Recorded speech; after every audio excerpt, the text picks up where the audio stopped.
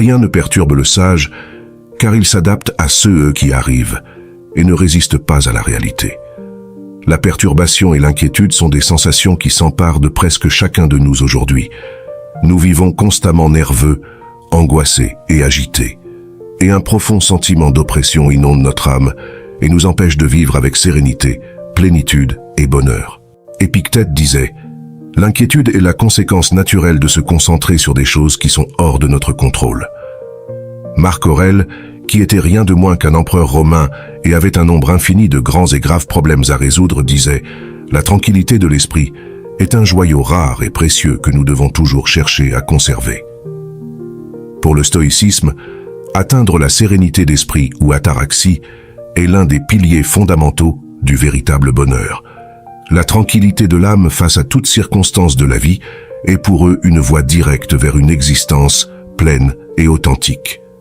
C'est pourquoi, dans cette vidéo, je vais essayer de t'aider à poursuivre ce précieux calme d'esprit pour que tu puisses être plus heureux.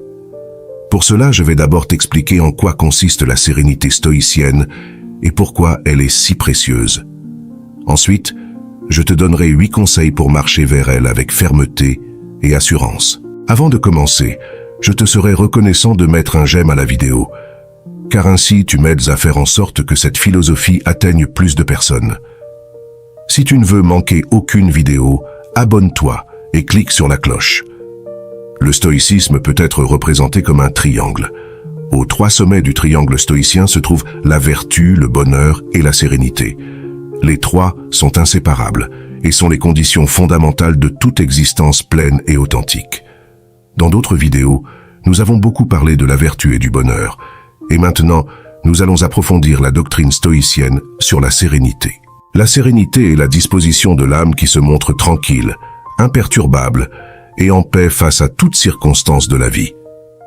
Pour un stoïcien, l'inquiétude et la perturbation lui sont contraires et brisent le triangle stoïcien, de sorte qu'elles sont le résultat d'un mauvais exercice de la vertu et conduisent donc au malheur. La sérénité ou ataraxie est comme un phare qui nous guide vers le calme au milieu de la tempête. Elle suppose l'imposition de la raison, qui est le phare, sur les sentiments et les émotions qui sont la tempête. Par la sérénité, la raison devient maîtresse d'elle-même et est capable de penser au-delà des nerfs, de l'anxiété et des impulsions.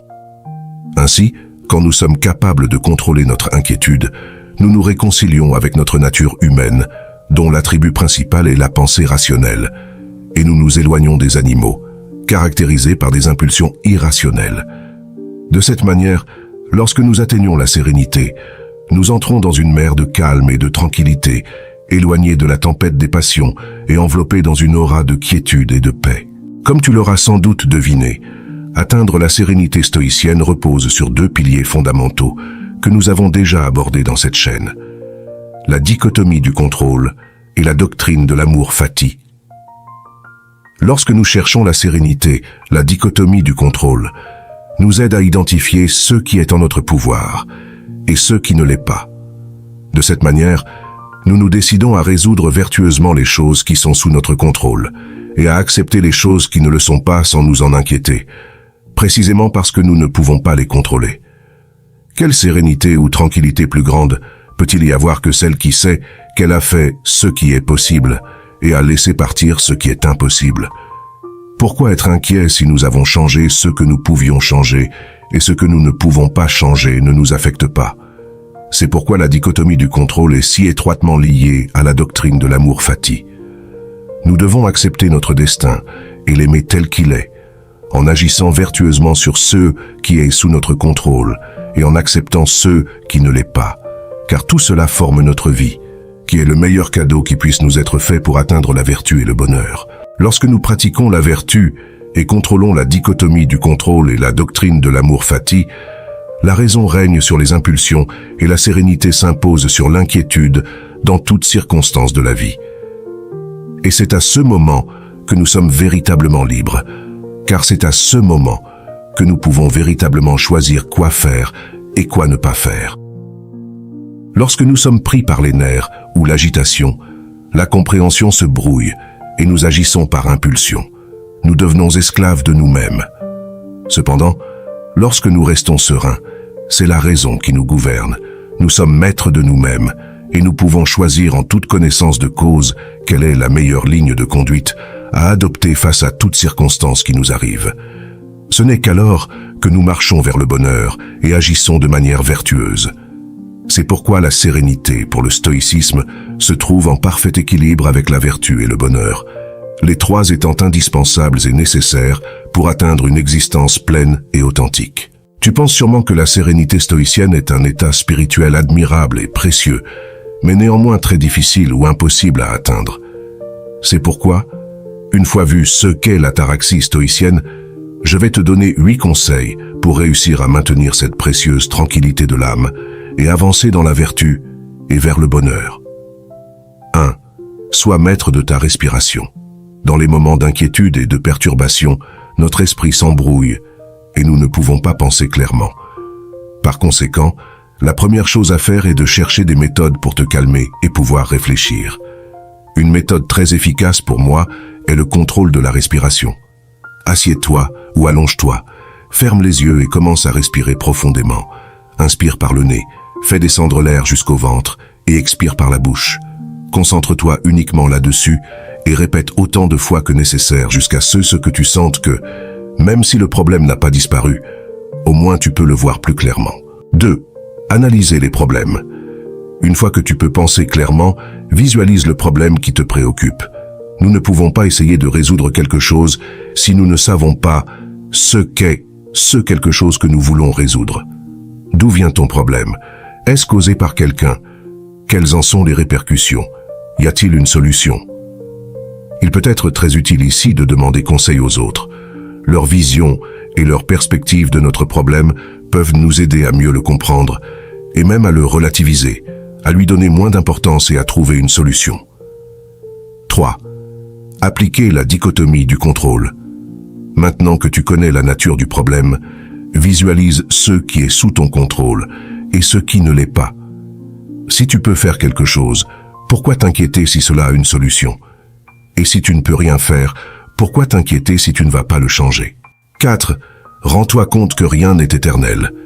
Nous le disions dans la vidéo sur la vertu de la tempérance, tout passera. Tant les bons que les mauvais moments que tu vis finiront par passer, et d'autres étapes et choses nouvelles viendront. Reste confiant et serein, car le temps finira par emporter ce qui te dérange, et cela se fera plus rapidement si tu essaies de résoudre tes problèmes avec vertu et rationalité. Pourquoi souffrir alors, si tout passera, et si nous avons la vertu comme principal allié pour chercher le bonheur? Je te laisse le lien de la vidéo sur la tempérance en description. C'est l'une de nos meilleures vidéos sur cette chaîne. 5. La souffrance et l'inquiétude n'apportent rien. À quoi servent les nerfs ou la perturbation? Ils ne nous apportent aucun bénéfice. Ils ne nous poussent même pas à agir. Ils ne font que nous causer de la souffrance et nous paralysent. Pourquoi être inquiets alors? Si le problème nous préoccupe tant, ne serait-il pas mieux d'éviter la paralysie causée par la perturbation et d'essayer de rester calme pour le résoudre le plus rapidement possible? 6. Visualise la perturbation comme une partie de toi. L'inquiétude est quelque chose qui se passe en nous, et maintenant tu dois te demander, comment quelque chose de plus petit que moi peut-il me vaincre? Par définition, une partie n'est jamais plus grande que le tout. Il est impossible que la perturbation soit plus forte que nous. Elle ne peut pas nous vaincre.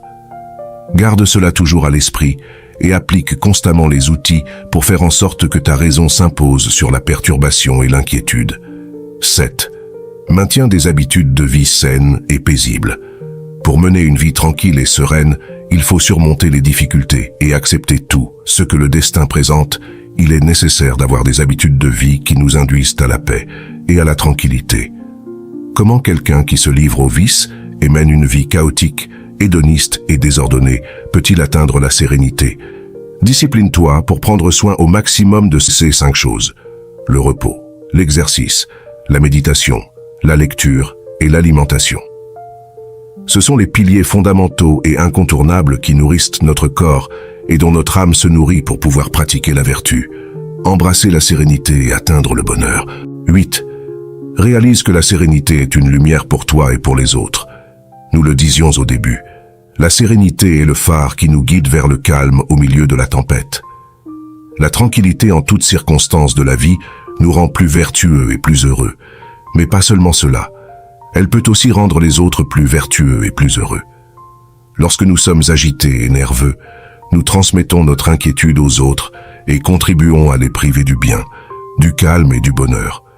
Au contraire, lorsque nous régnons en paix, nous contribuons à ce que la paix règne aussi chez les personnes que nous aimons. Nous devenons un exemple à suivre et pouvons contribuer à rendre leur existence beaucoup plus heureuse, pleine et authentique. Pour finir, j'aimerais partager avec toi plusieurs citations stoïciennes sur la sérénité. Sénèque disait « Le bonheur et la sérénité sont atteints lorsque l'on vit en accord avec la nature et la raison. » Épictète écrivait « Nous ne pouvons pas choisir nos circonstances extérieures, mais nous pouvons toujours choisir comment y répondre. » Et Marc Aurèle ajouterait « Rien ne perturbe le sage, car il s'adapte à ce qui arrive et ne résiste pas à la réalité. » Que penses-tu de la doctrine stoïcienne sur la sérénité? Quelles sont les méthodes que tu utilises pour garder ton calme? Y a-t-il quelque chose qui te maintient inquiet et que tu ne parviens pas à contrôler? J'attends ta réponse dans les commentaires. J'espère avoir pu contribuer à ce que tu puisses atteindre la sérénité et en fin de compte, à ce que tu sois plus heureux. Ce n'est pas un chemin facile, mais la récompense est la plus grande que l'on puisse recevoir. La vie vertueuse et pleine. Ne te rends pas et lutte jour après jour pour que ta raison parvienne à dominer tes impulsions et émotions. Je te laisse ici 2 vidéos pleines de sagesse stoïcienne que tu aimeras sûrement. À la prochaine.